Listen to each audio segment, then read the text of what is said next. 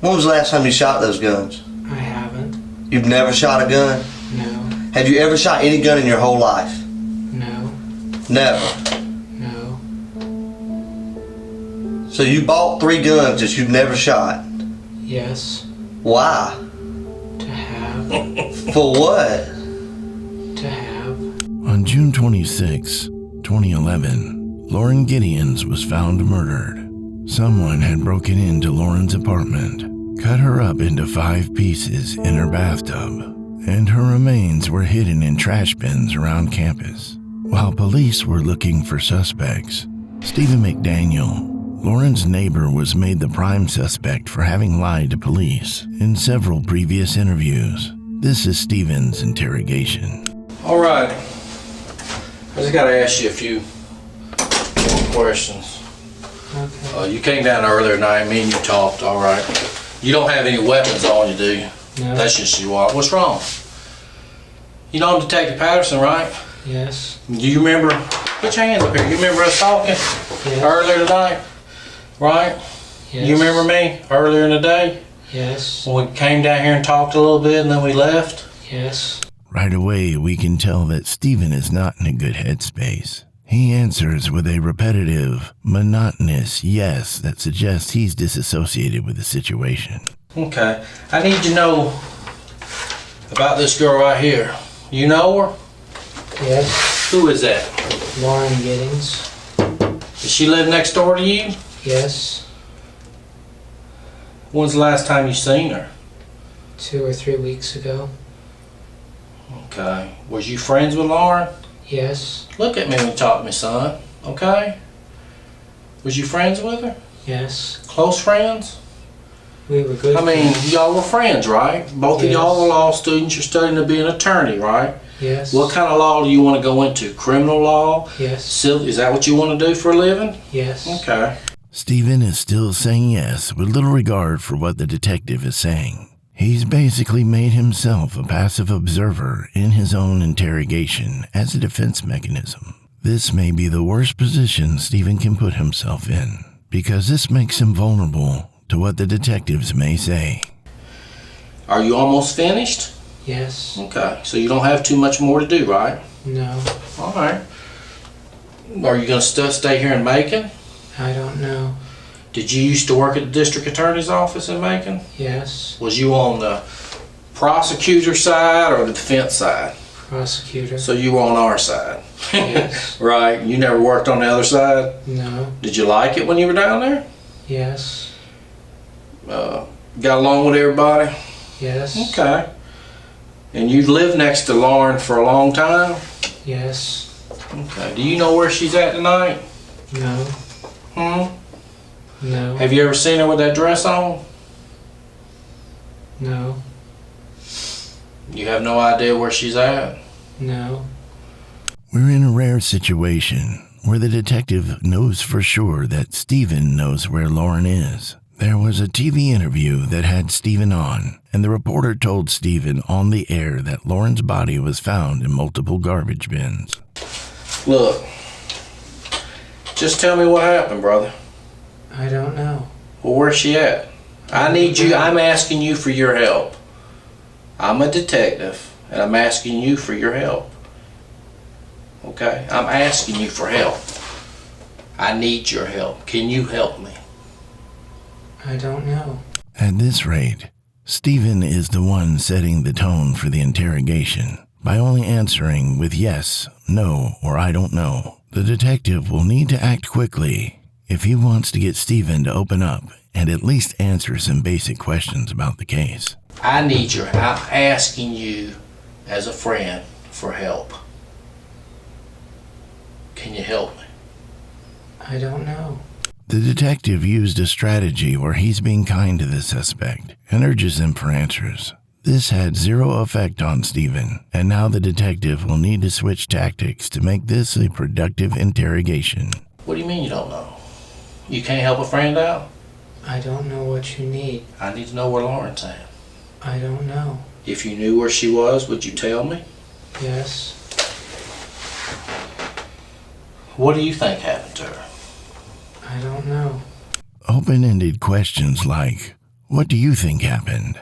Are normally a great way to get suspects to talk, since it requires them to give a more thoughtful answer. But Stephen is so disassociated from the situation that it again has zero effect on him.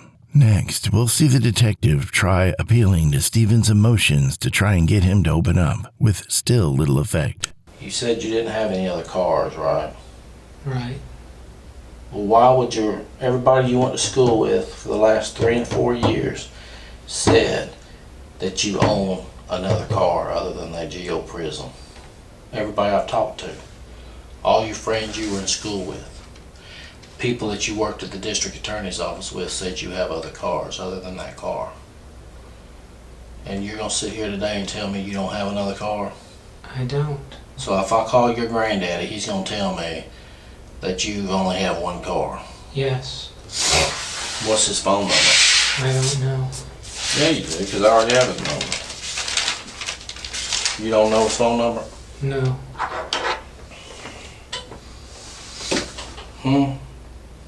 The detective is starting to blunder in this situation by showing his own distress and frustration at the situation. The first few minutes are some of the most important in an interrogation, and by this point, the detective should at least get a quiet suspect to open up a little. By showing this to Stephen, the detective is expressing that Stephen can get through this by not answering questions.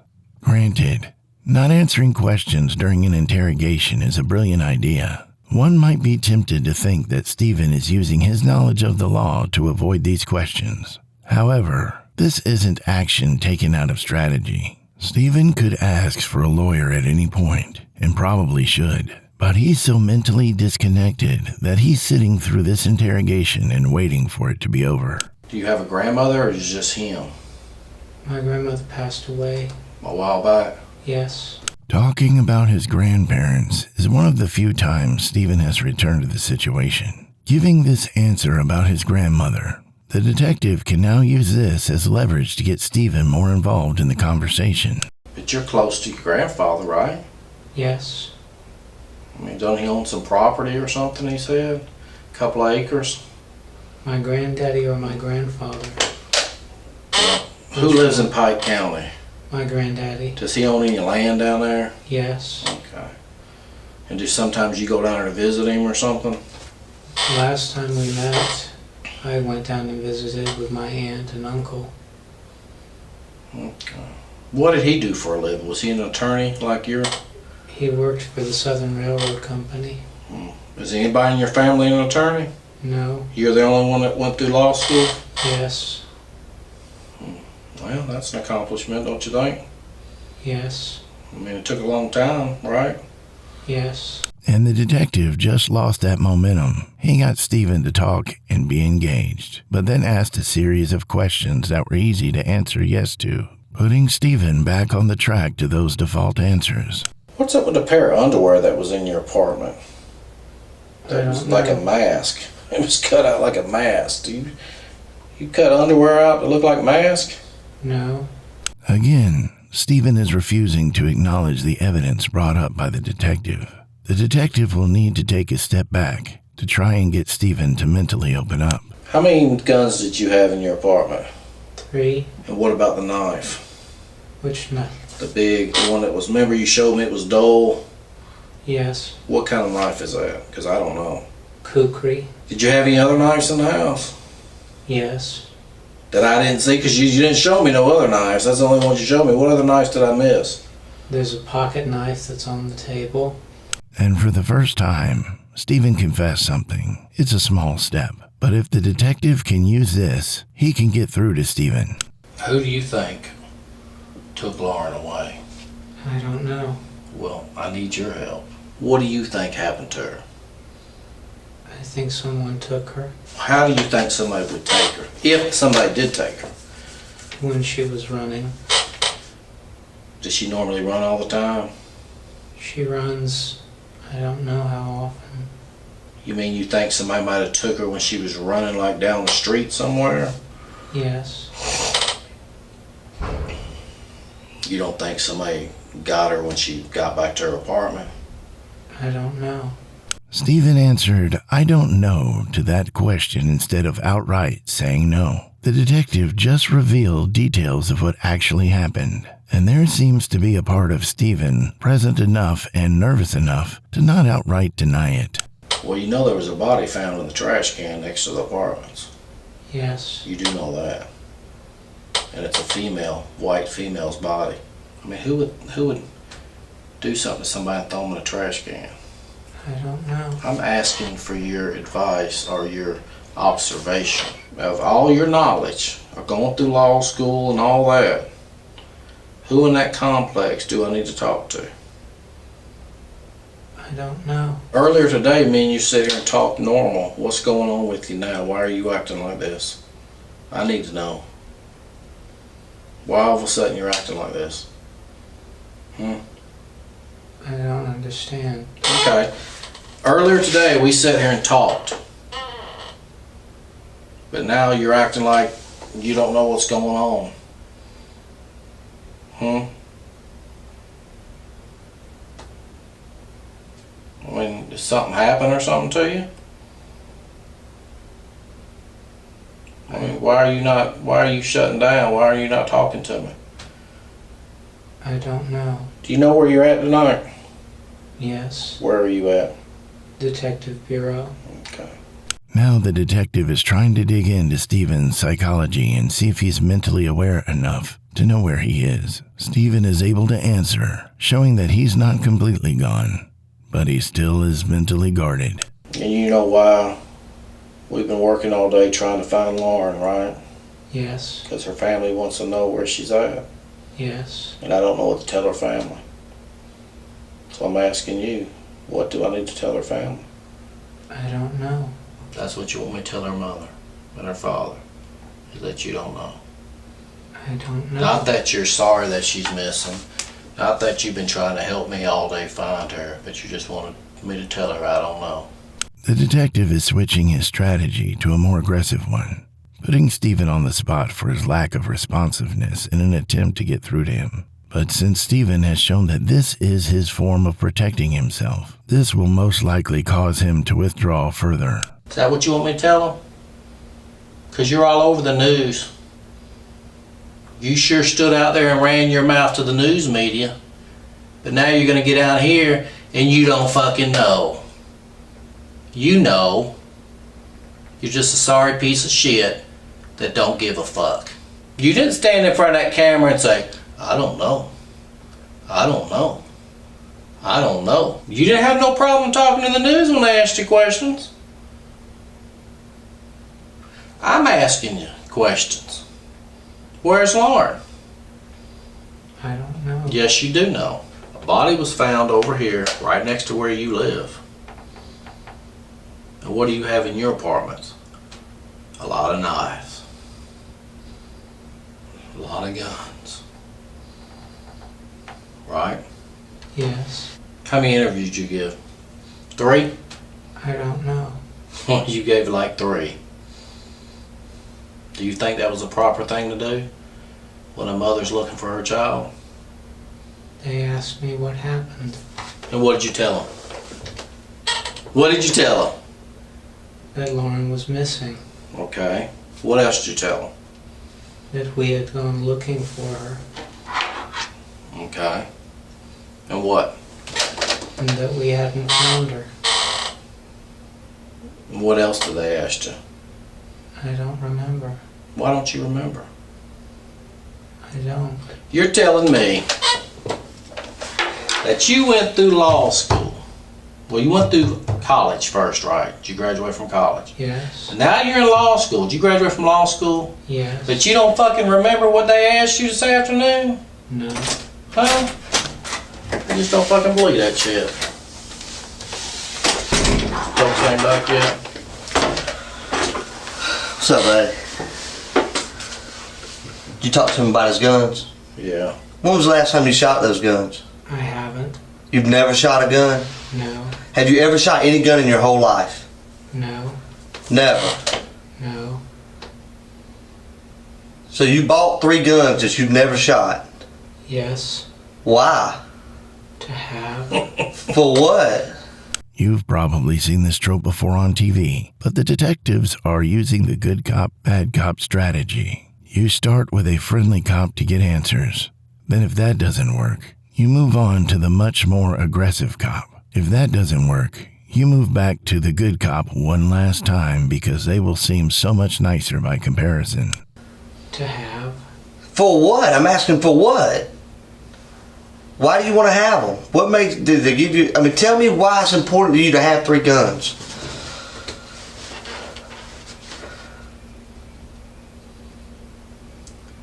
That's an easy question.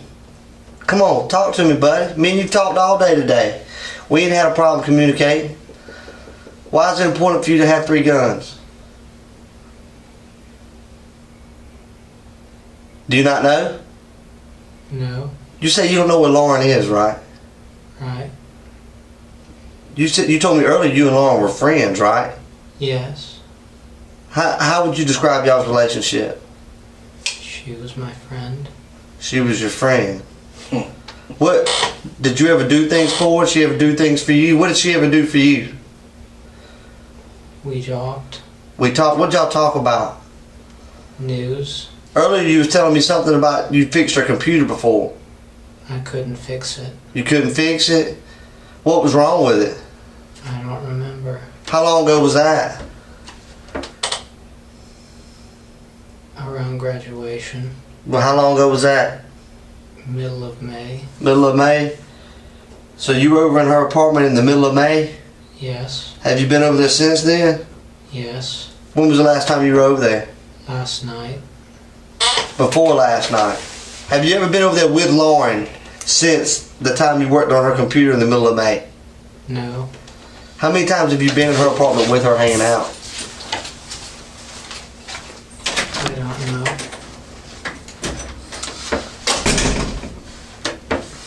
You don't know? If you had to guess, what was you, 1 time, 2 times, 3 times what? Maybe 2. Maybe 2? See, if I had only been somewhere twice, I could remember that. If I had been there over 50 times and you asked me how many times, I'd be like, I don't know, a lot. But the fact that you've only been there twice, when I say how many times you've been there, you say you don't know, that's just odd to me. Does that make sense to you? Yes. That does make sense. So what I'm saying right now makes sense? No.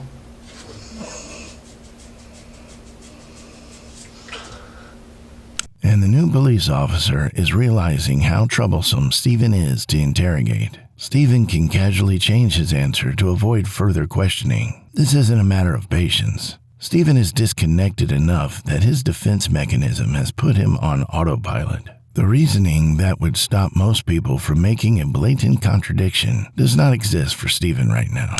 What I want you to do, and I'm going to ask you this question.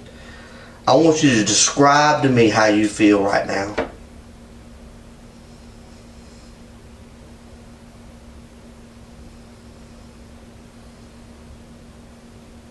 You don't know how to answer that with a yes or no, do you?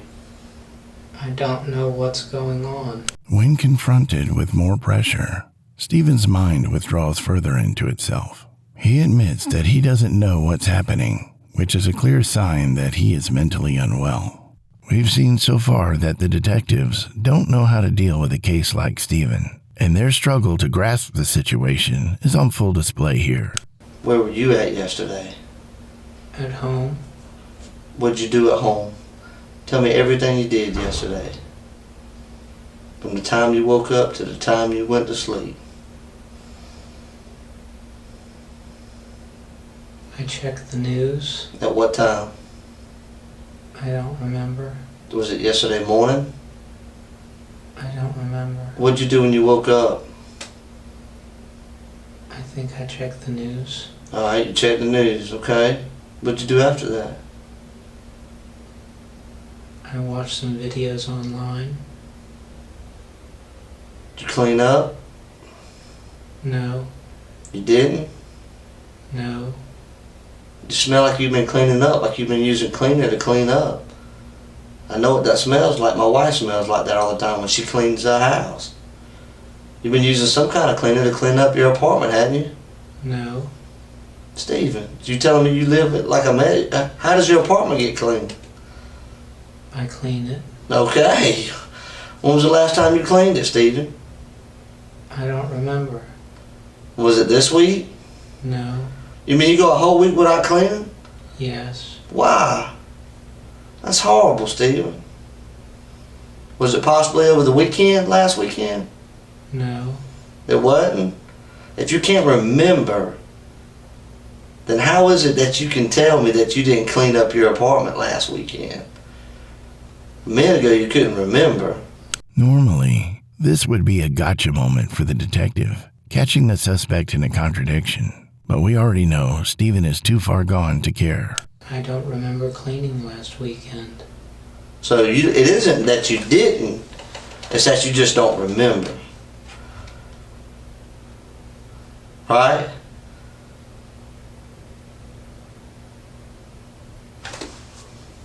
Help me out, buddy. Right? I don't understand. You don't understand?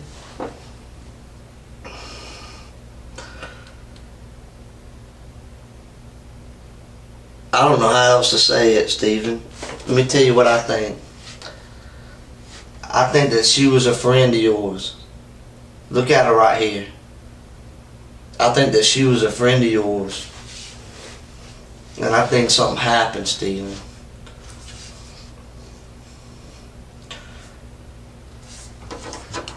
You used to watch her come in and out of her apartment, didn't you? No. I mean, then how were y'all friends? If me and you friends, we live next door to each other. Every time I look out the window, see, oh, there's my buddy going in. Because we friends. I'm gonna pay attention to when you come in and out. Didn't you just tell me that y'all were friends? Yes. But you didn't pay attention to when she came in and out? No. Stephen, you're lying. Now you're lying. You're just lying. That's a lie. You ever see her come in and out of her apartment? Yes. You did? When was the last time? I don't remember. You don't remember? Like last week maybe? I don't think so. You don't think so?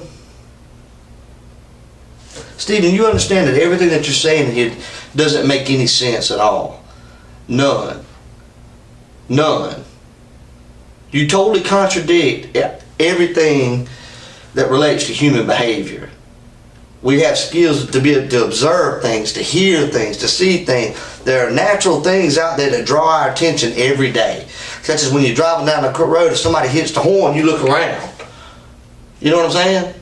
Yeah. That's just a natural reaction. If you're sitting in your living room, you hear the door slam next to you, you automatically think, my neighbor's home. Right?